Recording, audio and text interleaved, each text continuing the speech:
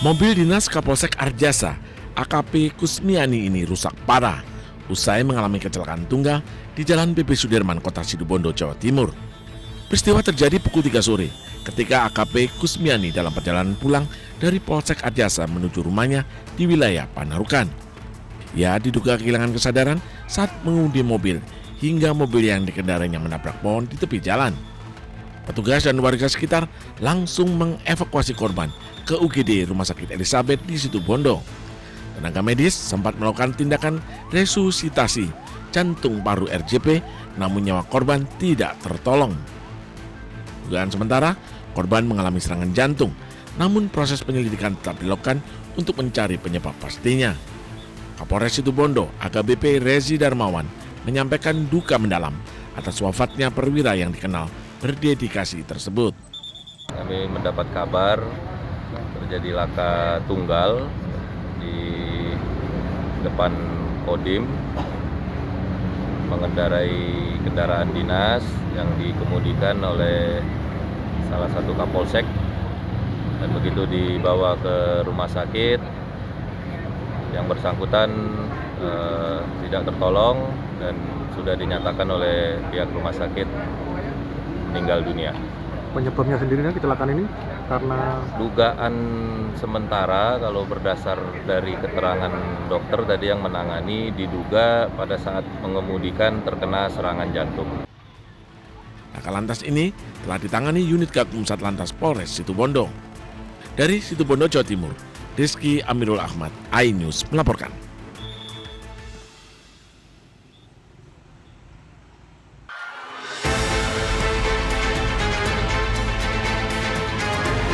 Presiden Prabowo Subianto menaruh perhatian terhadap kasus bullying yang belakangan menjadi perbincangan. Salah satunya terhadap siswa SMPN 19 Tangerang Selatan yang meninggal dunia diduga akibat perundungan di sekolahnya.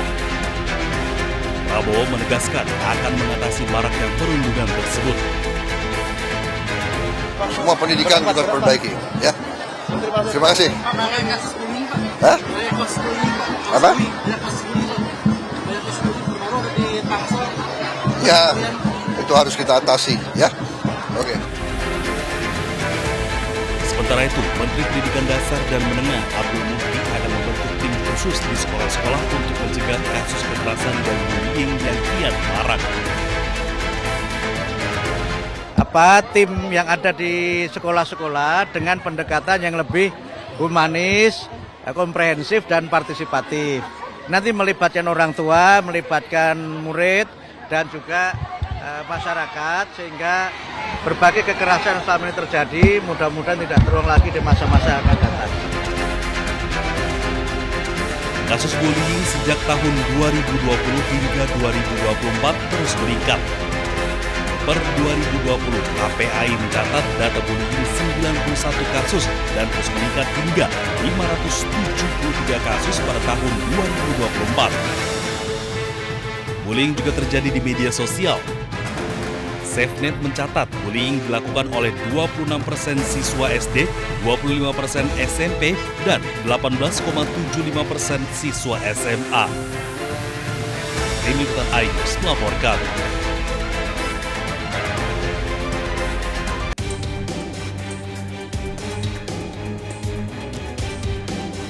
Direktur Intelijen Keimigrasian Kementerian Imigrasi dan Pemasyarakatan Kombes Pol Agus Waluyo menerangkan buronan asal Tiongkok tersebut merupakan direktur utama dari perusahaan properti yang berbasis di Tiongkok, di mana diduga terlibat dalam kasus pinjaman koperasi kurang lebih 980 juta yuan atau 2,2 triliun rupiah.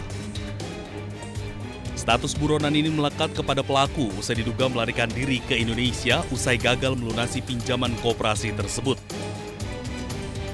WZ ditangkap di kawasan Nagoya, Batam pada hari Kamis tanggal 13 November 2025. Tim penindakan dari Keimigrasian dan Intelijen di kantor imigrasi Batam melakukan pemantauan, kemudian secara intensif sejak menerima informasi ya kurang lebih pukul 11.30 WIB Selanjutnya, tanpa perlawanan, WS bisa diamankan oleh tim dari imigrasi.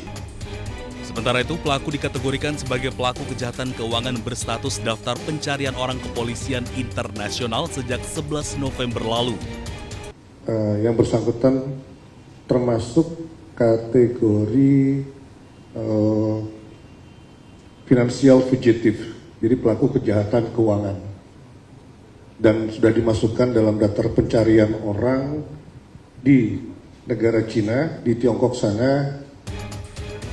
Pelaku menetap di Batam sejak Oktober lalu dan melakukan penipuan finansial bagi warga Tiongkok dengan basis di wilayah Indonesia. Dari Jakarta, Ismalia Khairuddin, iNews melaporkan.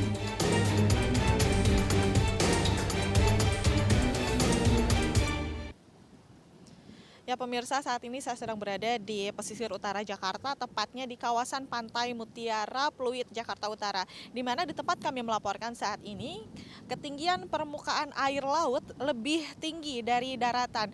Dan per hari ini, berdasarkan informasi yang kami terima, ketinggian air sudah berada di 0,96 meter di atas daratan dan hanya terpisahkan oleh tanggul ini saja. Yang mana ketika air sedang pasang, permukaan airnya ini semakin tinggi, otomatis tekanan air di bawah juga ini semakin besar, dan tentu inilah yang menjadi kekhawatiran warga di sekitar kawasan Pantai Mutiara ini, di mana ketika tekanan air semakin besar, otomatis tanggul ini akan semakin terkikis, dan kekhawatiran terbesarnya adalah tanggul ini semakin akan jebol.